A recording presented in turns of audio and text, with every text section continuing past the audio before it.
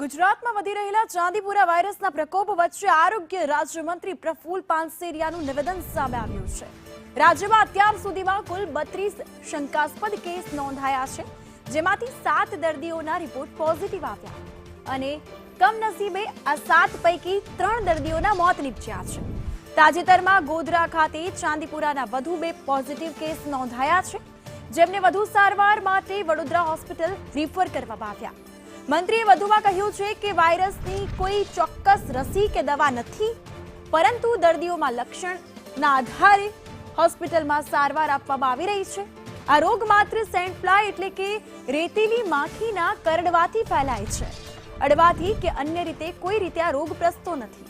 સાથે જ નાગરિકોને અપીલ કરવામાં આવી રહી છે કે ઘરોમાં રહેલી તિરાડોને માટીના લીંપણથી પૂરી દેવી, જેથી આ માખીનો ઉપદ્રવ રોકી શકાય। આ સાથે જ અસરગ્રસ્ત વિસ્તારોમાં જંતુનાશક દવાઓનો છંટકાવ કરવામાં આવ્યો છે અને લોકોને આ વાયરસ અંગે ફેલાતી કોઈ પણ અફવાઓથી દૂર રહેવા અપીલ પણ કરાઈ છે। અમે એમને અદ્યતન સારવાર આપવા માટે અમારી ટીમ કામગીરી કરી રહી છે।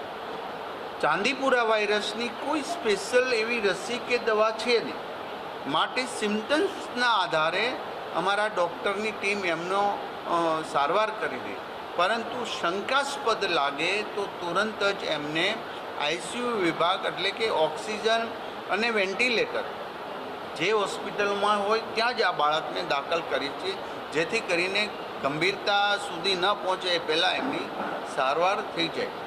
આ એક માખી કરડવાથી થતો રોગ છે।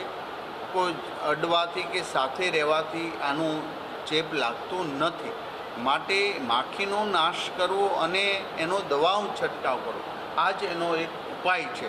અને જો શંકાસ્પદ દર્દી હોય ને તુરંત જ એમને હોસ્પિટલ દાખલ કરે તો એના અન્ય બાબતોમાં એને ગંભીરતા ન થાય ત્યાં સુધી અમારી ટીમ પહેલાંથી જ કામ કરી આપી એમના પર જે દવા વગેરે આપવાનું છે આપીશ, તો એમને ત્યાંથી રોક